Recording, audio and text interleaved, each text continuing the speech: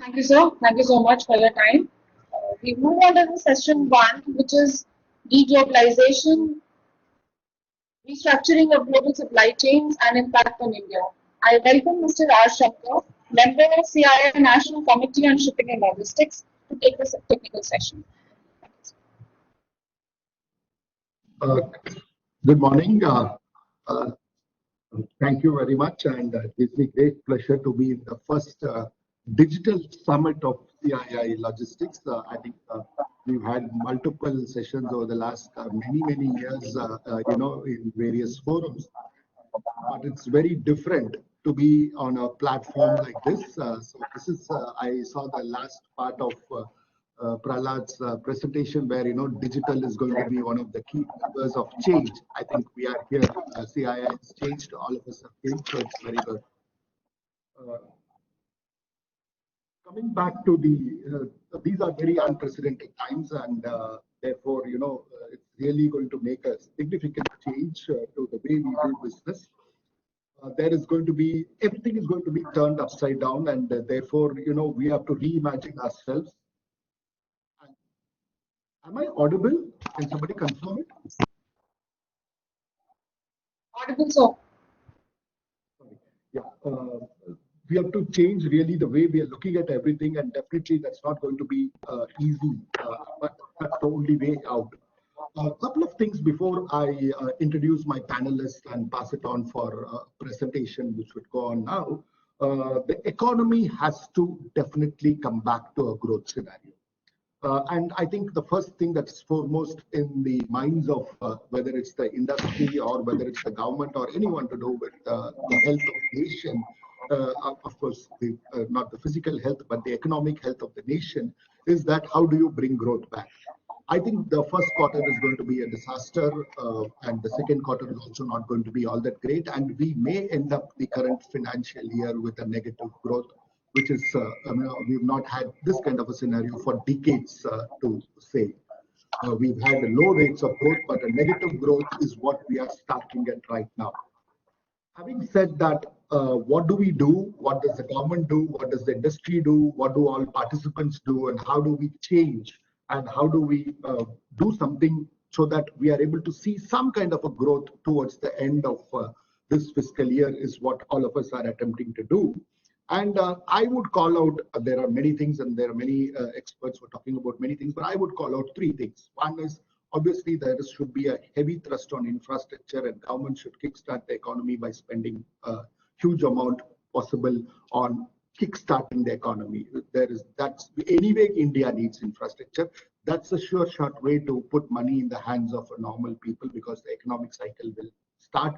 Many industries feeding into the infrastructure industries will get benefited, and therefore the chain reaction and action can start, and that will put money in the hands of the consumer. Consumer starts spending, etc. So that's one way of kickstarting the economy.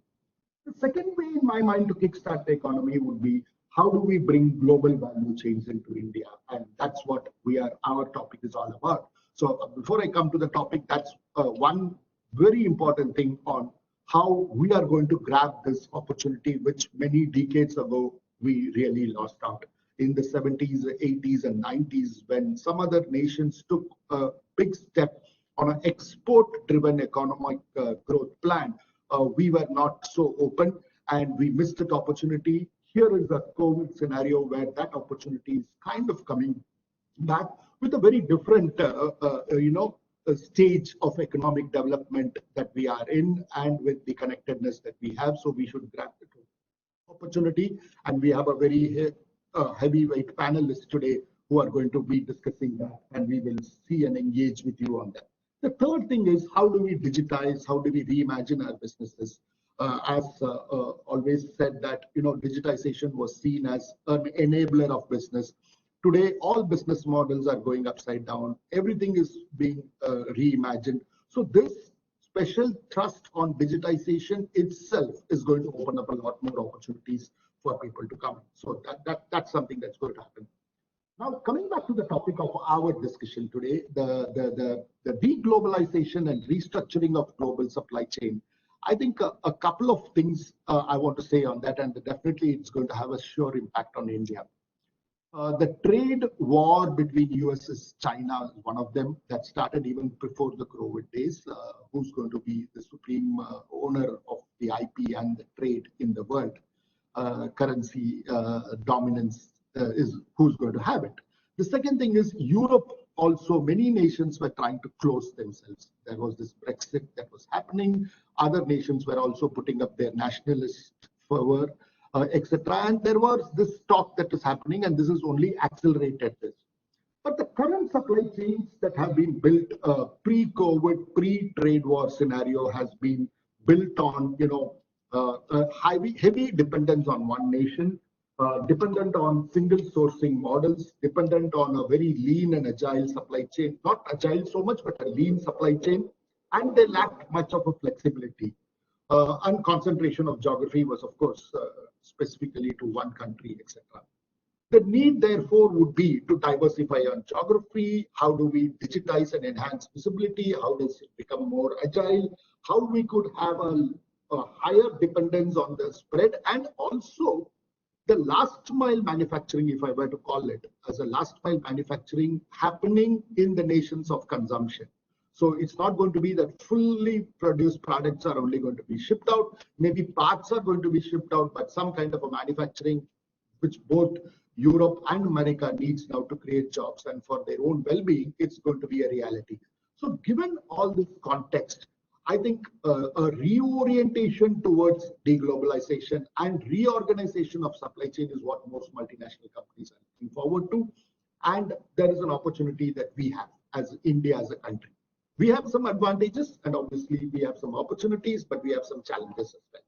If I look at the advantages, number one is we have a large domestic market, because anyone who wants to globalize would not just come here for the manufacturing setup that we may be able to offer them, but also for a domestic market that we are able to offer them, because that's where the real value for any multinational company is. Obviously, we are far lower cost than many other economies. So far, we have not gone into the middle income group. We are in the lower end of the middle income group. And therefore, that's one advantage, at least for another decade or maybe 10 to 15 years. Our demographic profile is very good for jobs to be created for the working age of people. If I were to take 20 to say 60, that profile, we have the highest percentage of people in the world. And that's going to be something that really is going to help us in building the right skills. If we get that right act, then it's going to become two distinct advantages. One advantage is that that's going to be an aspirational group. They're going to spend more. Therefore, the domestic consumption is going to increase. And that's going to be definitely a major factor for many global companies to come in and Indian investors and entrepreneurs to invest. The second one would be they're going to be obviously going to be a huge workforce available, because any manufacturing activity or supply chain activity or services activity that we take, human resources are going to be a critical component of it, so that we have the right people at the right age, the right aspiration levels that are available. But there are challenges as well. Infrastructure is not all that great. Ease of doing business is still very difficult in the country. And there are certain sector-specific issues that we are having, whether it is the power sector, telecom sector, whether it is the banking and non-banking industry. So there are sector-specific issues, and there are plenty which for the last 5, 7, 10 years have not been really addressed. And that needs to be addressed if we were to develop and get back to growth. And also the government's own policy thrust on digitization, government's own ability to accept digitization and the digital world is going to be a key trigger for change to happen. Having said this, I am always a great optimist. Yes, this year is going to be bad, but I can see we getting on the top of the act if we are able to revive the economy through a couple of initiatives, one of them being how do we capture the global value chain and move forward. For this, we have a great panel here today, and let me introduce the panel members first. We have Mohammed Akhar. He is a partner with PwC Capital Projects and infrastructure practice in India. He has over 14 years of experience in formulating strategy, development of plans for industrial corridors, industrial parks, SEZs, and urban development projects.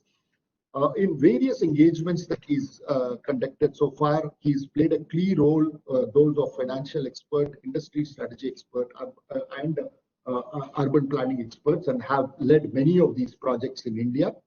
Mohammed has also been at the helm of investment promotion drive into India, so right person to be telling to us on how we can bring global supply chains into India. He's also led many state and national level investment promotion initiatives. He's driven by his passion for value creation, a zeal to realize full potential in large-scale transformation projects through formulation of innovative strategies. He joined PwC in 2009 and worked across industries with governments in UK, Southeast Asia, and many clients of international repute, including Asian Development Bank and World Bank. His main area of expertise are development, marketing strategy formulation, financial analysis, and innovation. So, Mohammed Akhtar, welcome to you. The next person on our panel is Manisha Thakkar. She's the Vice President of TriAlliance Global Solutions India Private Limited. She comes from the freight forwarding industry, very rich in experience. She's also a guest faculty, visiting faculty to many organizations and institutions. She brings a practical experience of over 20 years in international trade, exports, imports, logistics, and shipping, operational knowledge and experience in handling all types of small cargo to complex cargo, which includes multimodal transport, dangerous goods, bulk cargo, liquid, odd dimensions, project, refrigerated break bulk, vessel chartering, air chartering, and cross trade and third country shipments, small and big project movements. So very, very wide knowledge in international logistics and international shipping, both export and import. She's also extended logistics solutions to government, semi-government, public, private sectors for complex and simple logistics and shipping solutions. And she has a great experience in end-to-end logistics solution. Really, that's the need of the hour for the country. And welcome to Manisha to this panel. I was Captain Abhay Kumar. He is a senior manager with the Great Eastern Shipping Company Limited. He is a master mariner with more than 25 years of experience and a master's degree in shipping trade finance from Cass Business School in London. Currently, he is working with the MD's Office of Great Eastern Shipping, handling overall management and supervision of the fleet with a direct impact to bottom line. He's got diverse experience across functions of shipping, 11 years ashore with Great Eastern across 3 departments, and 14 years at sea with the Shipping Corporation of India on gas, chemical, and oil tankers. Other multidimensional roles at GE, Great Eastern, include experience across strategic functions, including sale and purchase of vessel, and financial technical performance inspection to contracts, etc. He's also got exposure to operations in terms of commercial recruitment, training, dry docking audits, etc. for LNG, LPG, oil tankers, etc. He catalyzed the establishment of asset management cell as part of the MD's office. Before joining GE, he sailed with Shipping Corporation of India for 14 years, trained for LNG ships, but chose to go to Cass instead as part of his MBA program. And after that, he moved into assignment, which is in formal corporate world. So we have a great panel today. Nice interaction we love to have. Each one of them are going to share their thoughts on how we can live in this deglobalized world and what we should be as an industry and as a country doing.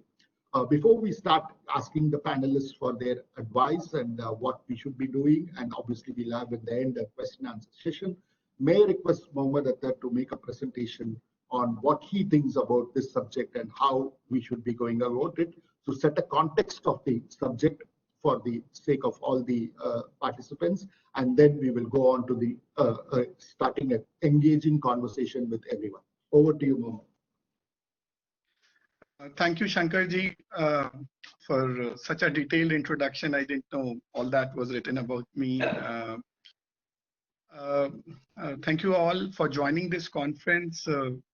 And it's a very pertinent topic which CII has taken up because we are seeing massive amount of dynamism in global value chains, and we're also seeing a huge opportunity for India. And like Shankarji, I'm also an optimist And we see that India has a great opportunity in this. So what this presentation will do in the next 10, 12 odd minutes is to give you a sense on what is the whole driver of this realignment of global value chains, of what is really at the core of this, which is needed to succeed in this whole dynamic realignment, and what could be done by private sector and government to make full benefit of it. Just to give a sense, we use words like supply chain, global value chains, global production networks interchangeably. Essentially, at the core of these supply chains are firms, and these firms are looking for strengths and capabilities around the world to align with. So gone are those days where one company had end-to-end supply chain in one country and they used to export to the world, or they used to export to the domestic market or deliver to the domestic market. Now, a Levi's jeans is right now produced and supported in various aspects of manufacturing across 6 countries. There's one country which is doing buttons, another is doing zippers, third one is cutting, fourth one is handling the entire Levi's logistics chain. So right now it's become very niche, and that's where each country is trying to find a play in how that will happen. So that contextually, we are able to imagine that we are not talking about the full product, but we are talking about intermittent products by which these supply chains get realigned. Moving on to the next slide, what I will do in these 10, 12 minutes. Can I move to the next slide, please?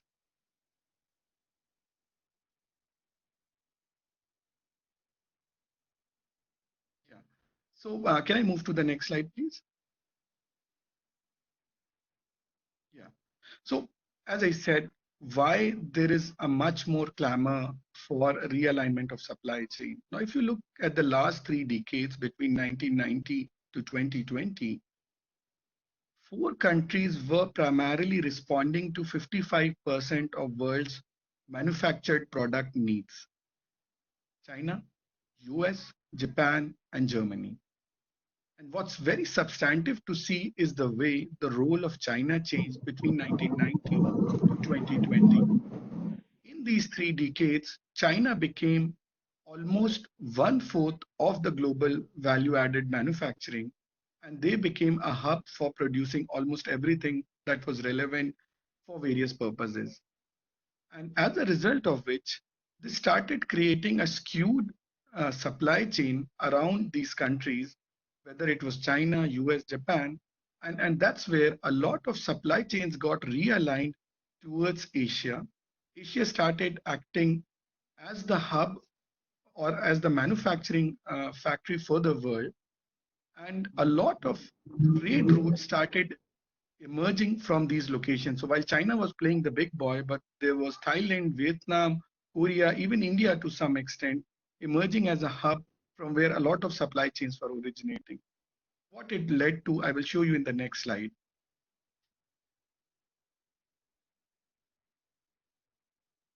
Now, for a digital call, maybe it's difficult to read the data on the slides, but I will make it very simple. 50% of the global container cargo, and container cargo essentially represents manufactured products, is originating from China. And 52% of global container trade is East Asia driven. So if you try to really read these numbers, what you will see that Trans-Pacific, which is basically from East Asia using Pacific towards North America, or if you look at Asia to Europe trade, primarily majority of the container volumes was either moving from Asian countries towards European region or from East Asia towards North America. And that started contributing majority of the global container trade and logistics movement. And it became so large that if you see the right graph, 7 out of 10 largest container ports by throughput of manufactured cargo was all being represented by China. So, and that's what started skewing our global supply chains. So when you have too much of dependence on one supply route on 7, 10 ports for representing the global demand, what will happen? And we will have challenges to resilience. So if I move to the next slide, please, you will see that every time a black swan event happened like COVID, there was a challenge on the firms to look for alternate hubs for manufacturing, for realigning their supply chains, for realigning their manufacturing bases to look for diversification. They said it cannot happen that if we are having tsunami in Japan, or if there is a US-China trade war, or if there is a SARS event, or the current COVID, we cannot stop providing the product to our customer, and we will need to look at alternate basis. And that's at the core of the current discussion that's happening post-COVID. And that's what has become very relevant for everyone to say that we are not so worried right on economic efficiency. Maybe from an efficiency perspective, our country A or B is very relevant, but we want to really be resilient. We want to continue supplying to our clients, and that's why we want to look. And that is what is at the very core of companies thinking about moving to other locations. Moving on to the next slide. So where are they moving? What are the options? What are they looking at?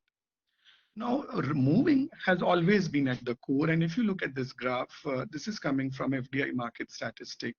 Every time there was a pandemic, there was a growth in movement. So you look at 2007-8, that's when we had issues around SARS and all. Immediately, if you look at that red line or the yellow line, there were many companies that started moving around. Likewise, between 2015 to 17, there were issues on US-China trade war, and there was increased activity where companies were looking to move out, and that kept on happening. Post-COVID, there's been a drop in FDI because for obvious reasons, but you will see this change now, and people will start looking for alternate locations. And this has been consistently happening around pandemic. So where are they going? Which sectors are becoming relevant? How are they realigning? Is what I'll talk about in the next slide. Now, the first thing that will happen is, there will be limited FDI that will be there. There will be heightened competition around FDI. So we did a review of FDI between 2019 and 2020, and we already saw that between Q1 of 2019 and Q1 of 2020, there's already a drop on 57% project on FDI. But primarily, this is because of the lockdown conditions that prevailed in most part of the world, but this is going to change. But what's more important is that PwC did a survey along with American companies in China.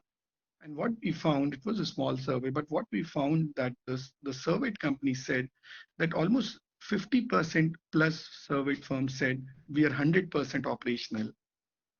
Almost 40% said we are between 50 to 100. So which meant that almost 90% plus firms are already working above a 50% capacity. And this was in April, and not even, we are talking about May and June. And how quickly countries can get back to normal will become very critical for creating resilience in these supply chains. And that will become the basis for companies to show confidence in those geographies. And that's where some of these countries will keep on showing their readiness, their ability to pandemic-proof their supply chains. So that's something that's becoming critical, that if we want to take an opportunity, how can we give confidence to the companies to say that, look, we will get you back to normal, and that's central. Next slide, please.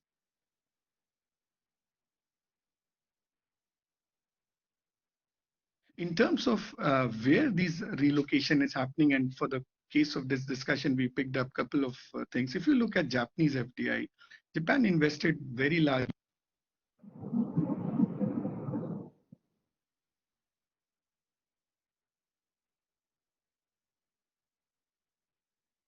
Your mic is gone. Mohammed, you're on mute.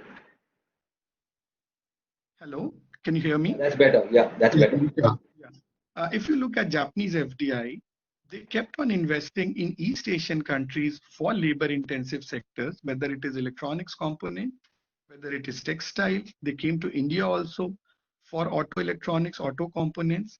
For pharma financial services, they kept on going to European region. And to take the advantage of NAFTA, which is the free trade agreement, they went as far as Mexico to supply to the US market. And that's something that's been happening consistently around the world. So Japanese FDI traditionally has been more around electronics components, auto, textile, parts of pharma, where they found advantages, and they remain quite regional.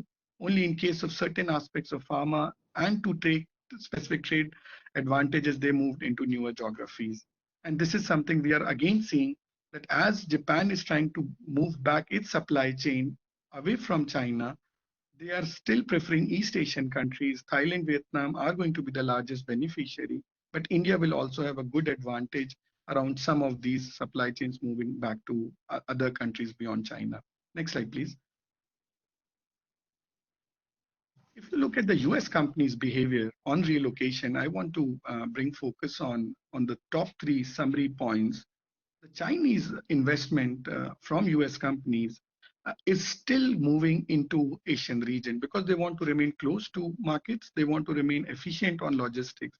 So even if the companies are thinking about moving out of China, they will still think about Vietnam, Thailand, and other Asian countries. Maybe Mexico would be an odd one out.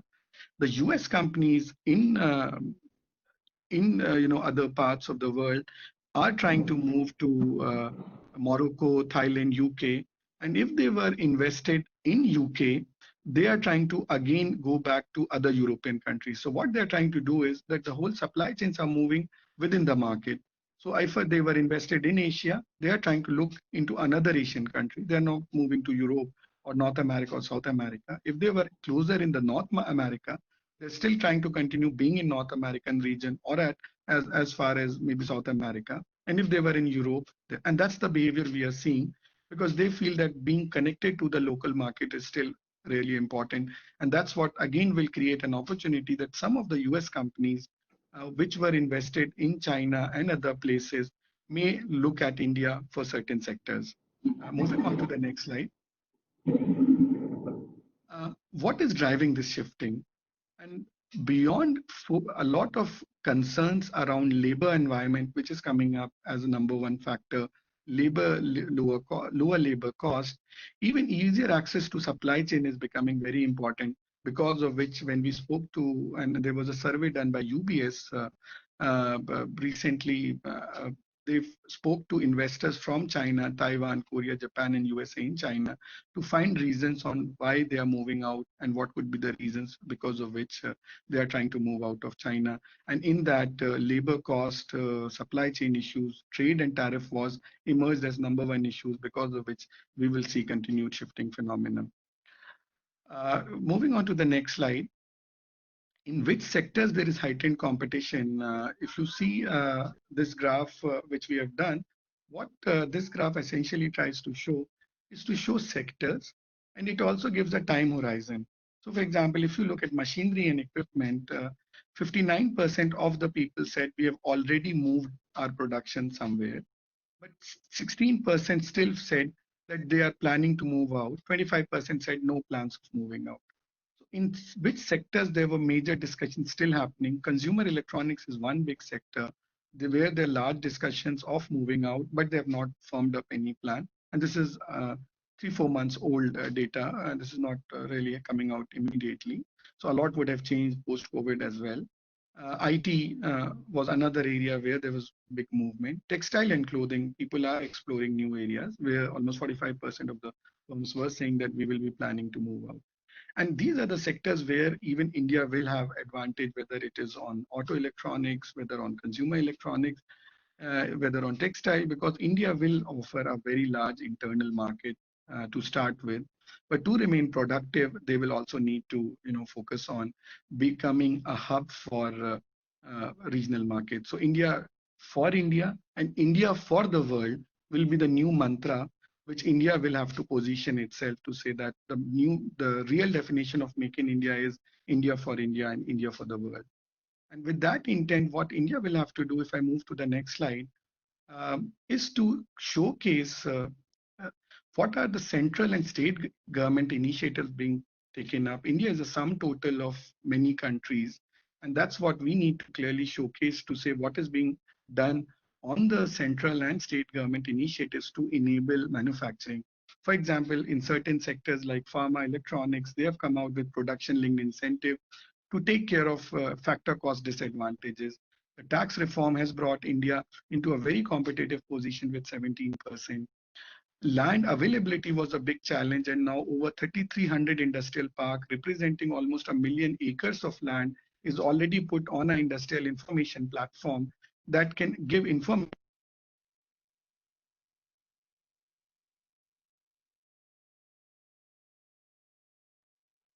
Mike, Mohammed, your mic. Yeah, what we are also seeing that the state governments have also taken a much braver and strong attempts at fast tracking projects, at fiscal incentives for mega investments, customized support, liberalized labor and real estate support. And that's becoming something very, very important going forward for investors. And India needs to remain committed and consistent on all approaches to create and to avoid certain perception issues that have been there around India. And if India can show that we will be at it, we will remain consistent in all those initiatives, that will be very helpful. So just to conclude on what I said as the last slide, uh, global supply chains will remain getting complex. You will see more intermittent productions moving below to various countries. You will not see end-to-end productions moving to a specific country. No country will be able to work as an island. They will have to integrate with the world. But global value chains will follow the principles of efficiency along the current focus on resilience. And that will mean that countries which can position themselves as very good supply chain hubs, as hubs which can give good factor cost advantage, they will win in this. Uh, what we will also need to do to enable these global value chain is to harmonize our free trade agreements, get our investment policies, primarily FDI policies, aligned with it and focus on key trade route. If we are able to do that, we are certainly going to benefit much more than several other countries because of our market size, because of labor availability, as these major manufacturers look for an alternate position to their manufacturing. That's all I have on this presentation. Thank you very much. Thank you, Mohammed. That was indeed a very nice presentation. You talked about where the foreign trade was, where the global value chains were, what events trigger FDI movements, what events trigger supply chain reorganization. And you also rightly concluded with what is it that we as a country can do, what we are doing, and what is it that we can do, and how are we positioned to grab. Interesting thoughts. So we'll pick up some of these, and there are some, pointers towards what we should be doing. I'll come back to you on that, but let me just take the other panelists' view, and then I will circle back with you. Going back to, Manisha.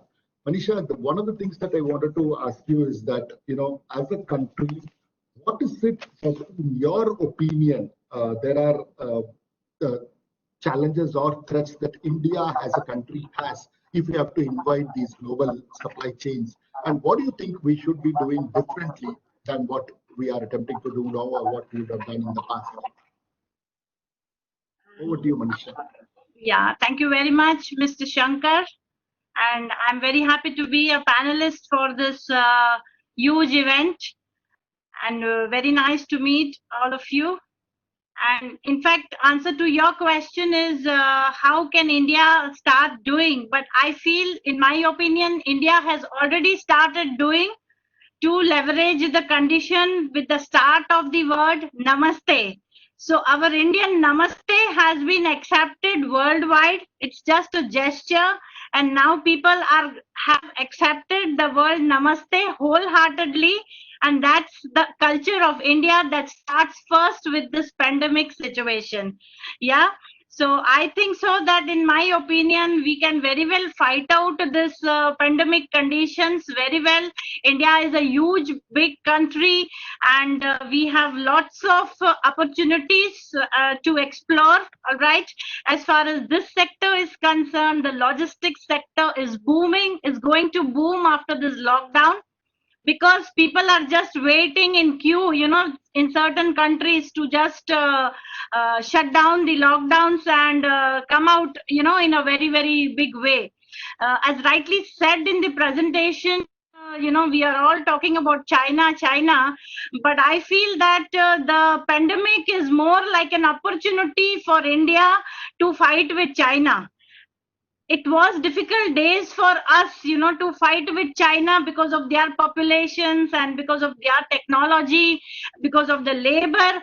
But yes, now the pandemic has helped us and has given us, I think, a gateway, for Indians, because people have started looking at India in that way, who has a similar kind of infrastructure, similar kind of labor, and similar kind of a service, what China is able to give. And I'm sure India is really going to come up in a very, very, very, very big way for to tackle all this kind of logistic solutions. And yes, now our government is also helping all the Indian exporters and importers who are the major drivers of the logistics sector. All this time the logistics sector was little bit unorganized, but now with this pandemic, people started realizing the importance. And yes, because no other product was declared under essentials, but yes, even in the pandemic the exports were declared under essentials, and rest of the industry was dead, but the logistics industry was still moving because of the potentiality of India, what is there. Yeah. Thank you, Manisha. I like what you said about world is accepting our namaste, and also how we can trigger export trade to kickstart the economy and bring global value chains. Moving on to Captain Abhay Kumar, you come from the shipping. Good afternoon, everyone. Yes, sir. You are an expert in this industry.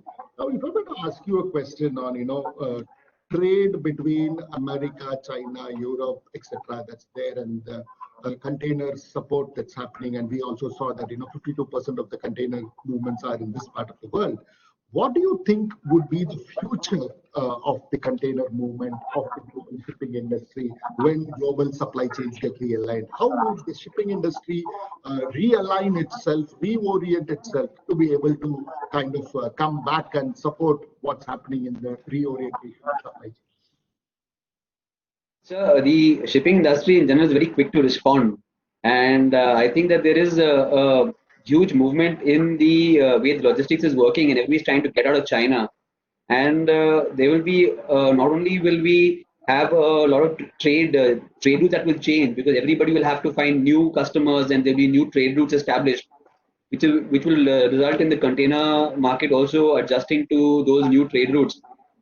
But so and even as we speak, there is a condition between US and China, the trade war, the sanctions that they put to each other, and the recovery of America being questionable. There will be newer markets that manufacturers will have to source. Manufacturing itself will move away from China. People trying to get out of China, and geographies are dictating where they establish their new core manufacturing. So it will be from China, it will move to other countries within Asia. So the geography doesn't change. But whether the governments and the logistics and the logistics are able to cope with this change, and how fast they can cope, how fast they can cope, and how quick the bounce back will be, that is a matter of question. So having said that, I feel that a lot of countries will have to relook at their free trade agreements, relook at the FDI, the money coming in, and what kind of government support these countries get will dictate who gets in there first and who gets there fast enough to take the cake away from China, if at all. Very well presented points, but as a follow-on question, how do you see the global trade realignment having an impact on pricing in the container movements? There is one thing that there is an oil glut. There is going to be more production than consumption. Overall change towards for other purposes, moving into other fuels, etc., and non-fossil fuels taking a shape. What do you see an outlook on the container market in the next 1 year or so? Because that's going to have a huge impact on global value chains and supply chains moving, the logistics cost. So any crystal gazing on that? As of now, what I can say quite comfortably is that there is an oversupply of oil and gas in the market. There's cheaper oil that is good for countries like India, and the tanker trade and the oil market will remain moderate over the medium to long term, which is also good for countries like India who are looking to grow. But as far as the trade routes are concerned and whether logistics will become any cheaper, well, for one thing, there will definitely be a lot of consolidation. The last round of consolidation that happened within containers was somewhere in 2016, where we had a lot of companies like CMA CGM, which was acquired by the American President Line, and COSCO picked up China Shipping Containers.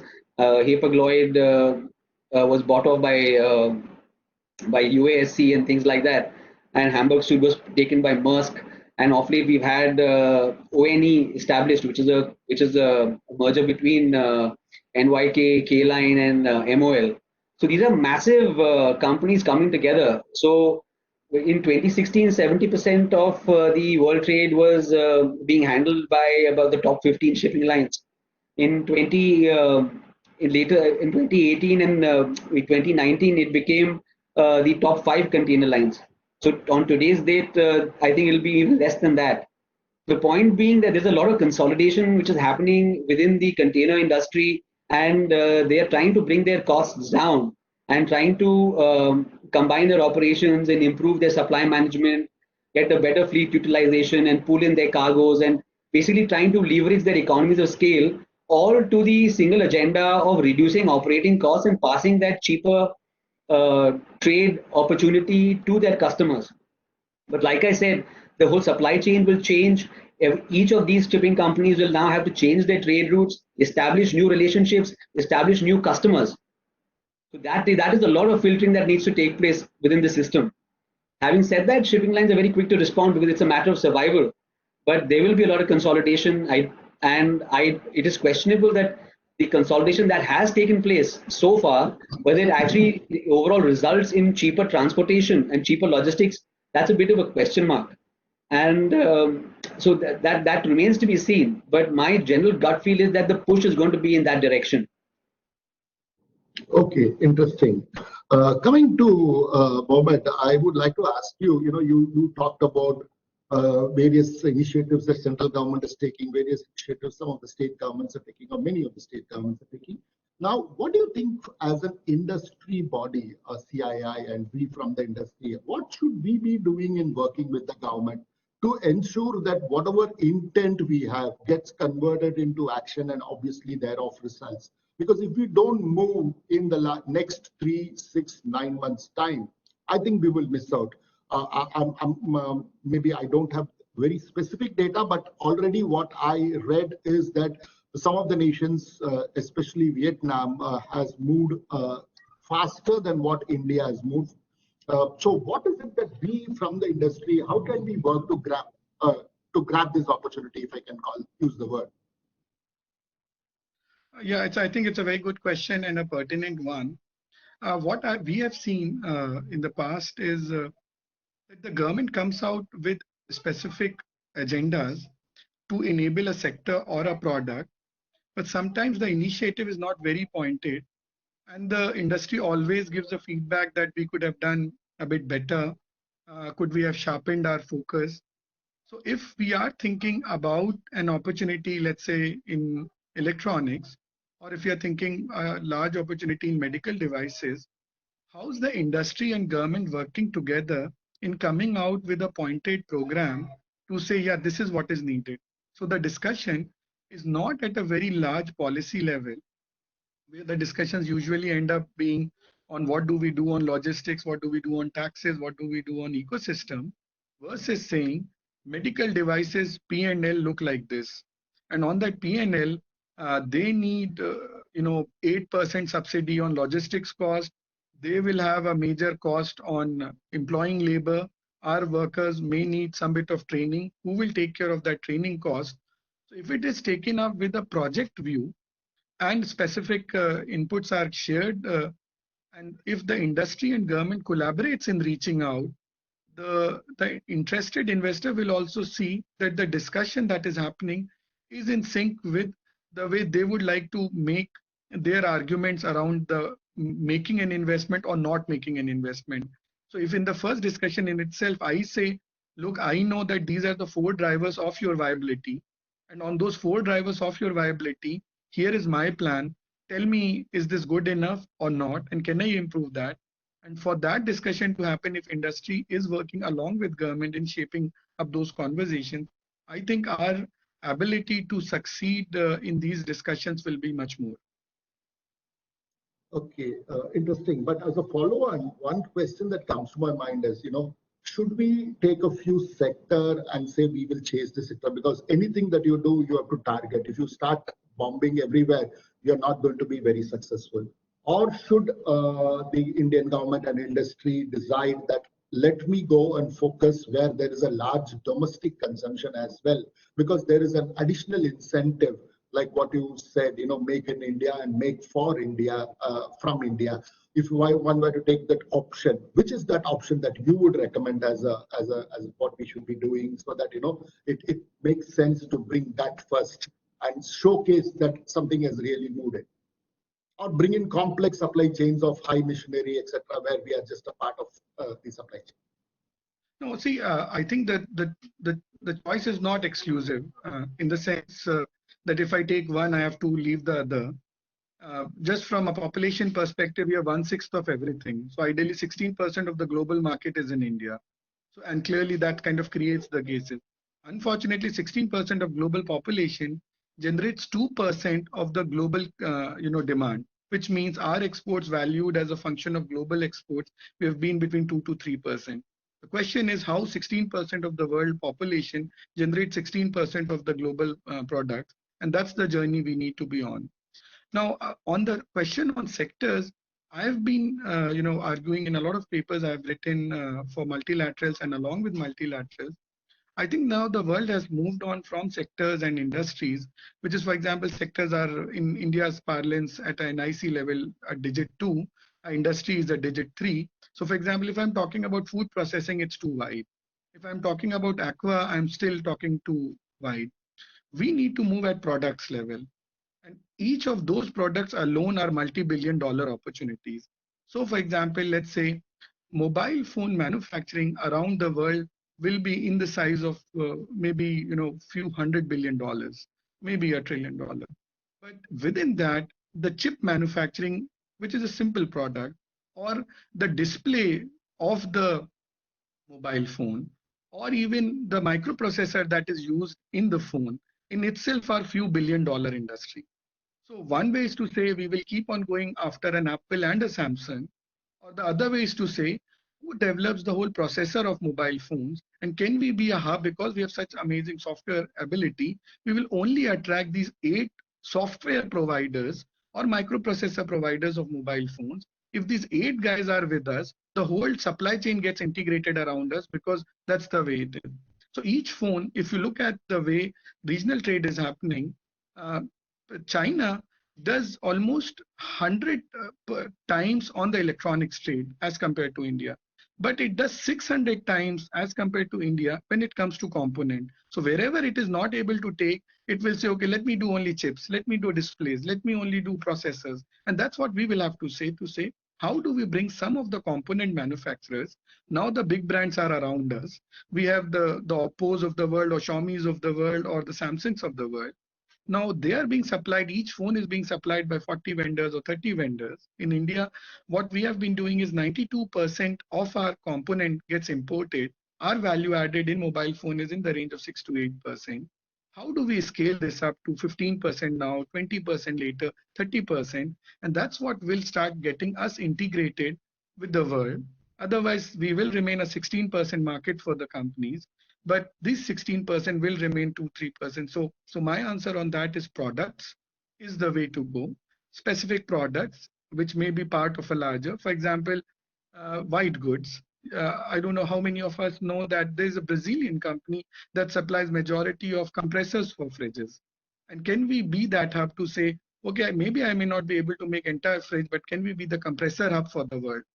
And the likes. The drift is to say, pick up a good product within a larger aggregated end product and be after it, look at those suppliers and try to see if we can bring some of them.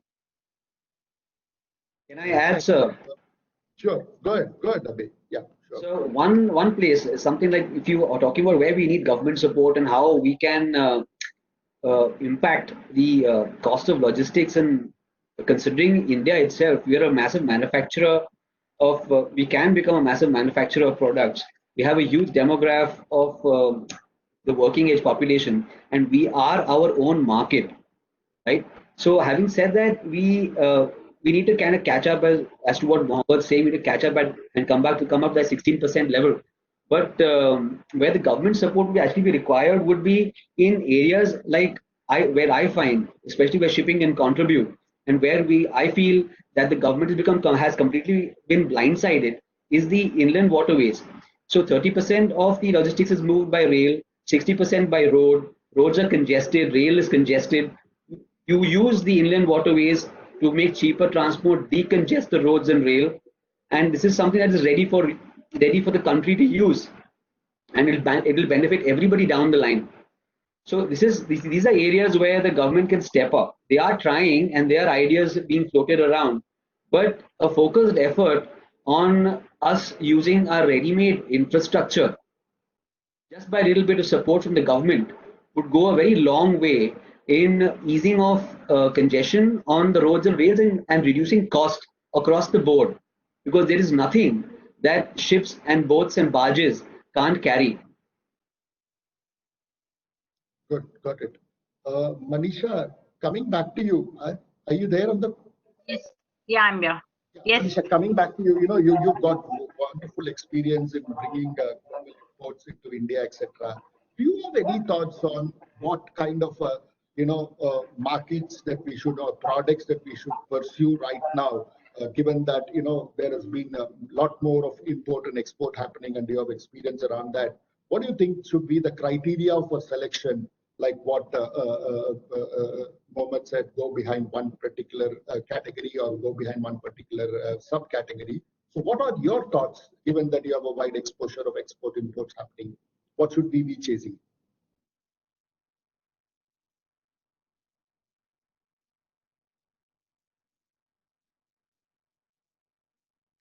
Their products is having the same kind of a demand or not at the overseas market, because overseas markets are also under lockdown, and the demand and the supply chain has totally disrupted their requirements.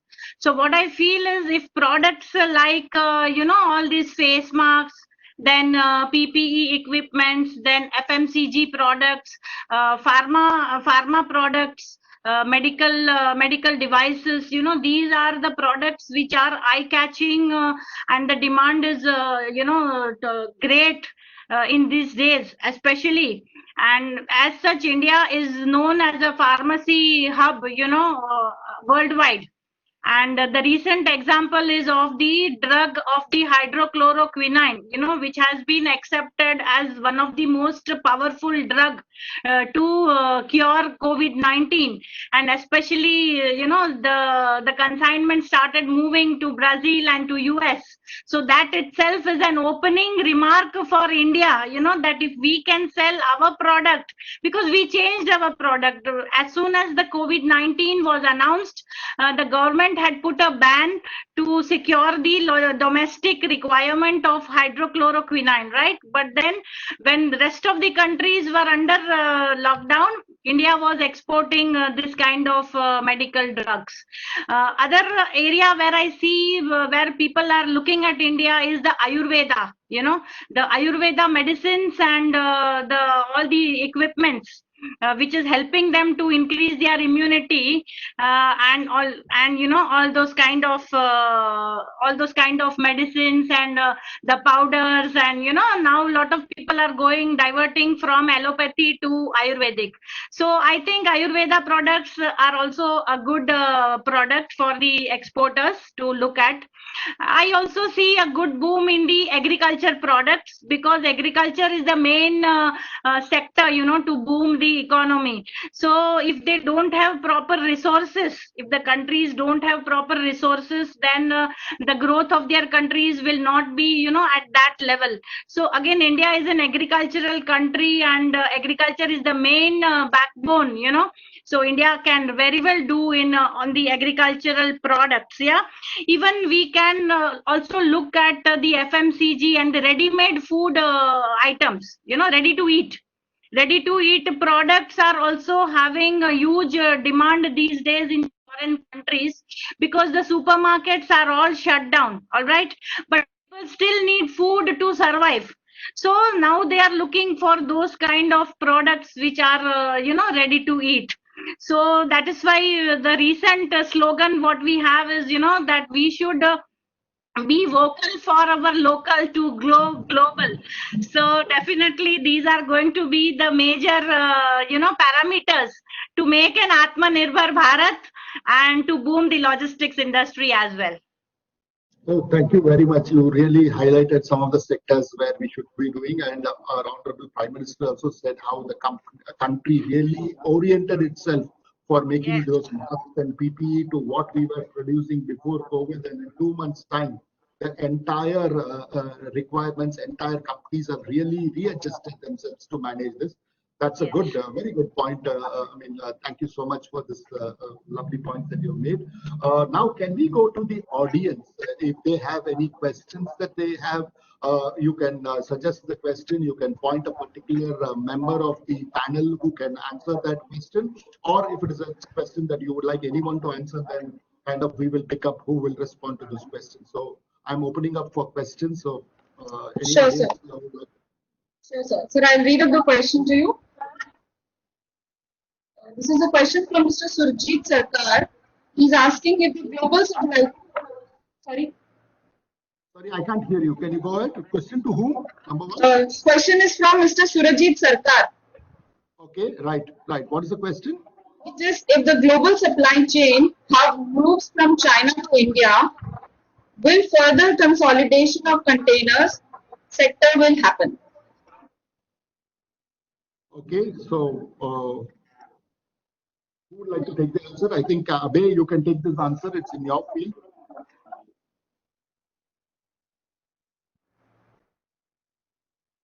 Abhay is saying that if the global supply chain were to move to India, will further consolidation of the container industry happen? So Abhay, would you like to respond to the question from Surajit Sarkar? I think we have lost him. No, I'll take that, Shankarji. Sure. Yeah, go ahead. Is there? Go ahead. Yeah, please, right now, majority of the container cargo. So if India is to move from, let's say, as I talked about earlier, the trade routes that are being followed are two paths. One is Asia to Europe in that side, and the other one was Asia towards North Africa, primarily driven by East Asia countries. Imagine scenarios where India comes in between. So still India being its unique advantage, being the center, India can drive both east towards North Africa as well as east towards Europe. Ideally, it will be better on the east towards Europe side. So what will happen that the current congestion, which is more around Chinese port, will ease out a bit towards Indian ports. But the volumes we are talking about are so large that it will take several years for India to start looking up amongst some of the largest trade container volumes. Right now, India doesn't have a single port amongst world's top 20 largest container ports. So it will decongest, but right now the decongestion will be quite insignificant in nature. So I'd like to add on the consolidation. What Mohammed is saying, yes, that happens, but whether Indian ports were able to cope to the level at which China is moving their business, that's a bit of a question mark. Yes, but I think the question was regarding consolidation within the container industry itself. See, the first round of consolidation started in 2016. That was a bloodbath then, and that time about 15 of the top container lines were handling 70% of the world's containers. Subsequently, another round of consolidation has happened, and as of today, there's about 4 or 5 container lines which are handling 70% of the world's trade. So whether this consolidation has actually proved fruitful to the economies of scale and passing the cost down to the customer, that is a bit of a question mark, considering the trade is completely died out. But whether there's further room for consolidation, I very seriously doubt it. But if the markets push it and the cost demand, eventually there can be another round of consolidation. That's always a possibility. If things can work out cheaper and things can be done in a cheaper way, the shipping companies as a mode to just purely survive will take that route. Thank you. The next question is from Kannan G. He's a manager from FS Logistics. So the question is to you, Manisha. Are we ready to receive global supply chains into India? Do we have the skill sets, infrastructure, finance in the logistics sector to tackle this? Yes, thank you for the question. And global supply chain will definitely come into India. It will take a little more time to come because of the infrastructure and the technology that we are facing. So global supply chains will take little time to come into India. India still needs to develop more in the case of infrastructure, and we need to have the advanced kind of technologies. What at this moment what we are seeing and following is the traditional method of trucking and loading and unloading and material equipments and all that. But then if we have advanced technology in global supply chains, then yes, definitely it will help to go better. And even if we take the example just now, if we had certain ports already had those equipments to sanitize the goods, as soon as they were arriving into the port, whereas in our country maybe this kind of things needs to still develop. So yes, India is a very much potential into global supply chains, and very soon I think we should see this sprout coming up into this industry. Okay, thank you, Manisha. The next question is from Colonel Somi. He's from the Indian Army. His question is: we have huge network of rivers lying untapped for logistics movement. It could be cheaper movements, and it can declog the roads. Are we actually doing something in this orientation, especially for the Ganga and the Yamuna rivers? So it's inland waterways. I think Abhay Kumar, you also spoke about it. Yes, sir. So I'll take that. So I'll take that. Colonel, sir, the way it is, there are things that are happening.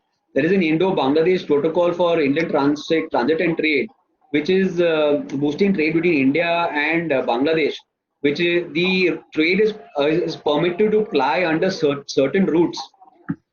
So something is happening. But the point here is that there is a massive network of backwaters and creeks and rivers that still remain untapped, as you could probably guess.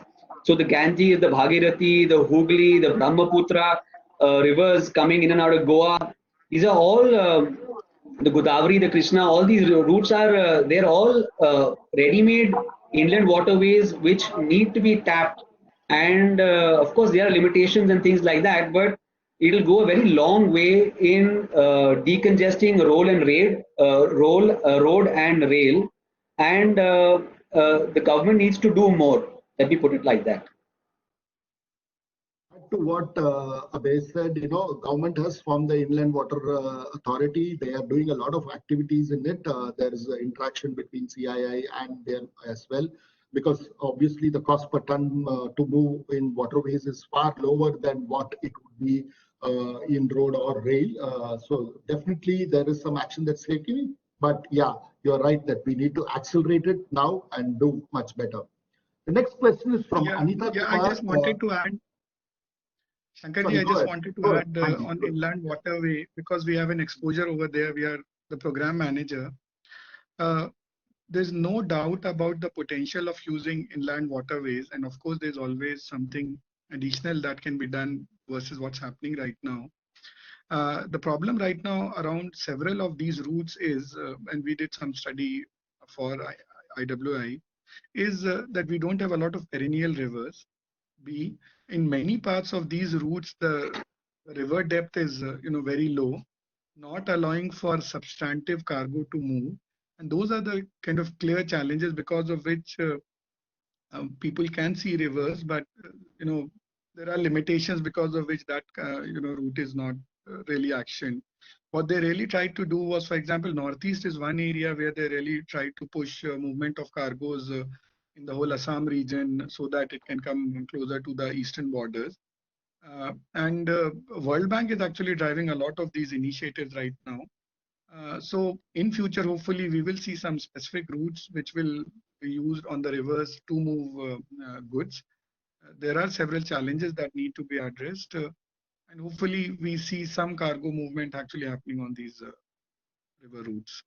So I'd like to add that this is where we need the government support, because in Europe there is a lot there also there is a big network of rivers, but they have locks which allow for the depth of the river to be controlled, which allows more cargo to be carried.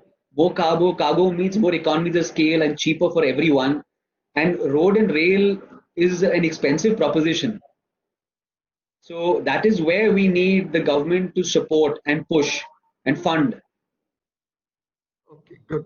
There are two more questions we can take in the interest of time. We will stop with two more questions. The next question is from Anita Kumar, Director, CII School of Logistics. Can India really duplicate China's manufacturing and logistics performance in terms of scale and scope? Maybe Mohammed, you could take this question. I think the can should also have a dimension of time, because China's manufacturing export last year was closer to India's overall GDP. So they kind of exported almost $1.5 to $2 trillion worth of products. So we're talking at a very different scale between India and China, and the scale is almost in the range of 6 to 7 times that of India. Can India do it? Of course, India can do it. When will it do it is the kind of challenge. I think as India tries to expand its growth and creates a path for itself, they will have to be very clear on, where are the possibilities for them. Traditionally, India has to focus on a journey which is driven by labor-intensive sectors, and that's where food processing, textile, leather, furniture are the set of sectors where there is a large domestic capability, and if we can focus on productivity, we can really create very large hubs of manufacturing which can export. The second part of India's journey will have to be first to focus on regional trade, which is to say, okay, am I becoming very relevant in South Asia? Then am I becoming relevant in Southeast Asia? And then maybe East Asia. And if with that intent, if it starts growing its path, India will definitely be part of a very large export hub. What size and all, difficult to predict. The next question is from Vinay Vashisht. I think in the wake of US-China standoff and US closeness to Taiwan and Hong Kong, how do you see global supply chains getting affected? Anyone would like to take this question, or should I respond? Mohammed? Yeah, can you just repeat the question again, In the wake of US-China standoff and US closeness to Taiwan and Hong Kong, how do you see global supply chains getting affected? So right now, Hong Kong is seen pretty much as China. So clearly, the US companies right now, there will be a lot of strict actions around China-linked companies based on what we are seeing in the media. You saw even flights are being restricted to land in US. There are discussions around delisting Chinese companies from US stock market. There are a lot of other parallel discussions happening. So Hong Kong will not be an emergent opportunity. Taiwan will be having an important role, and they will try to scale up. But much more than Taiwan, we see large countries like Indonesia emerge in this whole phase, because Vietnam to some extent is getting saturated in terms of the coal and the land area they have, and it's not very sizable. Thailand already has had a huge opportunity from Japan in terms of FDI. Just to give a sense, India has around 1,400 odd Japanese firm. Japan in Thailand, there are 4,000 plus odd Japanese firms. So that's like almost 3x of what India has. But Thailand again has its own size issue. It's a tourist country. They have to balance both the dimensions very well.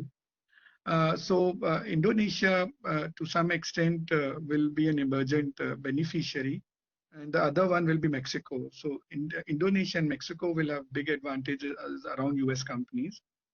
There are a lot of discussions that are happening. USIPF is driving a lot of discussions for India-focused investments.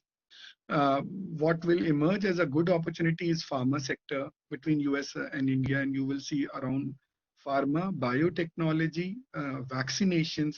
Those are the set of investments that we will have a lead and an advantage on, beyond looking for communication and semiconductor kind of investments. Okay, this is one last follow-on question from Colonel Soni. He wants to know whether Government of India has set up any timeline or any survey has been done for which routes in the inland waterways they're going to be triggering off. That's his question. Can I take that, sir? Please. I think. So, Colonel, there's a lot of interest within the inland waterways, and I believe the companies like Maersk have also shown a lot of interest within to improve the logistical connectivity within India. There's a lot of potential there, especially for containerized cargo. So the government has taken steps, and they are trying to push the inland waterways angle. They have done things like subsidize. There is a subsidy for coastal vessels which are transiting the inland waterways, and they have done things like that. But whether they set a timeline or something like that, that I think is a bit of a question mark. I don't think they've done anything like that. But they are looking at routes, especially in the east of India, where they find that it's easier to do, and the other countries there like Bangladesh, Bhutan, etc., which are willing to trade with India. So that's where they have started out from. So the government is pushing the angle, and there's a lot of subsidy and all that is coming in, but it has yet to filter through, and there's a lot more that needs to be done. But having said that, a lot of brainstorming is going on, and there is at least the big advantage here, or the big step up has been that there is people have recognized that there is great potential in the river network and the massive Indian coastline, which is yet untapped. Okay, thank you. We've really run out of time. We are almost 9 minutes over time as far as thing is concerned. Thank you, all the panelists. Thank you, audience, for a very participative engagement with us. It was a very fruitful session. I think in any calamity, you can look at it as an opportunity, and that's the opportunity that we are sitting in. I think the world is getting reset. World trade is getting reset. What opportunity probably we missed in the 70s and the 80s. There is an opportunity for us to kickstart an export-driven economic drive. Given the new world, given the kind of development that we have, if we can do all this, transform our supply chain, and also do something very differently than what China would have done 30 years ago. Bring in a lot of IP, and because of the current scenario, bring a lot of digitization into what we are going to do now. I think it will be a winning combination of how we are going to be differentiated. People just don't come here for an arbitrage of labor or arbitrage of cost, but they come here genuinely because what we do as a country is going to be something really different. And this is where the industry, the government, the policymakers, the academia, the entrepreneurs, that spirit is very good. If all of us can collaborate and work towards getting it, I think the next 10 years, even if I leave 2021, the next 10 years is going to be a shining period for India. And as I started off my comments being an optimist that I have, I see this is a resetting for us. And if we reimagine rightly, get our act right, I think we have a very, very bright future from 21 onwards, moving up to the next 10 years. Thank you very much, and look forward to engaging in other forums, and hope you all have a great day in the subsequent sessions as well. Thank you, sir. Thank you very much for the opportunity, CII. Thank you, sir. Thank you to CII for this wonderful opportunity, and even we thank all the attendees who were listening to us. Thank you.